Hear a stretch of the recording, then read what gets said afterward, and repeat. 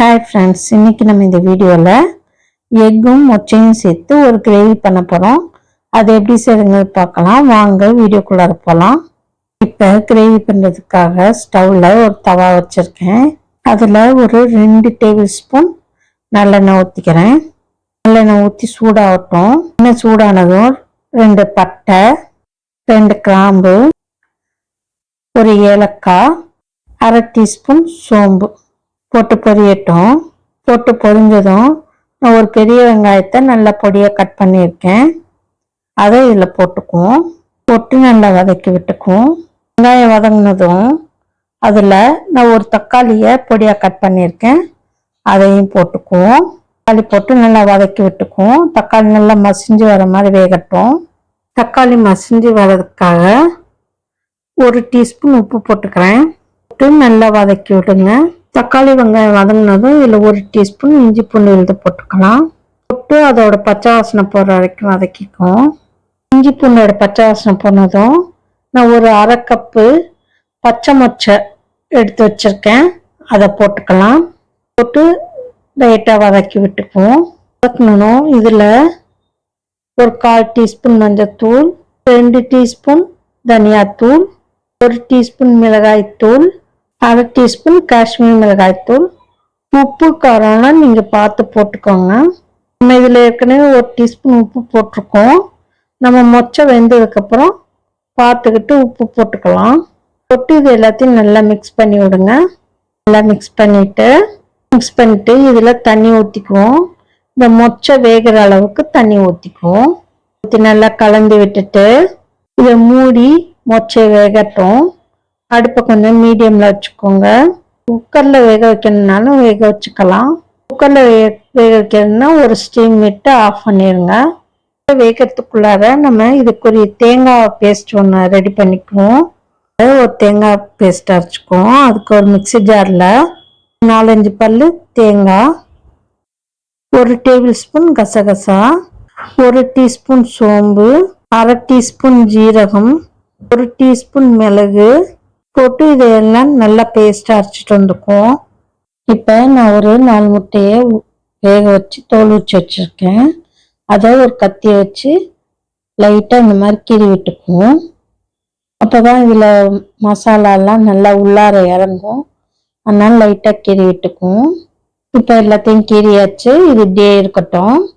வெங்காயம் நல்லா அரைச்சிட்டு வந்தாச்சு. இதுவும் இப்படியே இருக்கட்டும்.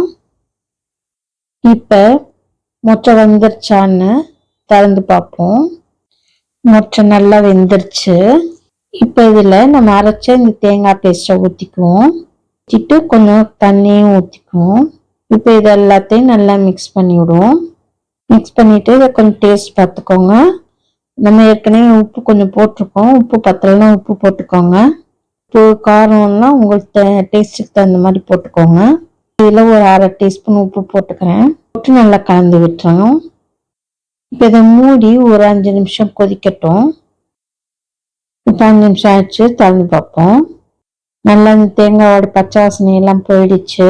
இந்த ஸ்டேஜில் 1 டீஸ்பூன் ஒற்றைக்கடலை மாவு போடுறேன். இப்படி போடுறதுனால இந்த கிரேவிக்கு டேஸ்ட்டும் கொடுக்கும். அது மட்டும் இல்லாமல் கிரேவியும் கொஞ்சம் திக்காகும். போட்டு இதை நல்லா மிக்ஸ் பண்ணி விட்டுருவோம். இப்போ இதில் கொஞ்சோண்டு கறிவேப்பிலை போட்டு நல்லா மிக்ஸ் பண்ணி விடுங்க. நம்ம வேக வச்சு கீறி வச்ச இந்த முட்டையெல்லாம் போட்டுக்குவோம். போட்டு இந்த முட்டை மேலே இந்த கிரேவியை கொஞ்சம் எடுத்து ஊற்றிக்குவோம். அப்புறம் இந்த முட்டையில் உள்ளாரெல்லாம் இறங்கும். ஊற்றிட்டு இது ஒரு 5 நிமிஷம் மூடி வைப்போம். இப்போ திறந்து பார்ப்போம். நல்லா கிரேவி அருமையாக சுண்டி நல்லா திக்காய் வந்திருக்கு. இப்போ பச்சை மொச்சை போட்ட எக் கிரேவி ரெடி ஆயிடுச்சு. இப்போ இதில் கடைசியாக கொஞ்சம் கொத்தமல்லி தழை தூக்கிடுவோம். தூவிட்டு நல்லா கலந்து விட்டுருவோம். இப்போ சுவையான பச்சை மொச்சையும் எக் முட்டையும் சேர்த்து கிரேவி ரெடி ஆயிடுச்சு. இதை ஒரு பவுலுக்கு சர்விங் பவுலுக்கு மாற்றிக்குவோம். மனுஷனுக்காக கொஞ்சம் கொத்தமல்லி தலையை தூக்குவோம். இந்த கிரேவி எல்லாத்துக்கும் ஏற்ற சைட் டிஷ்ஷு.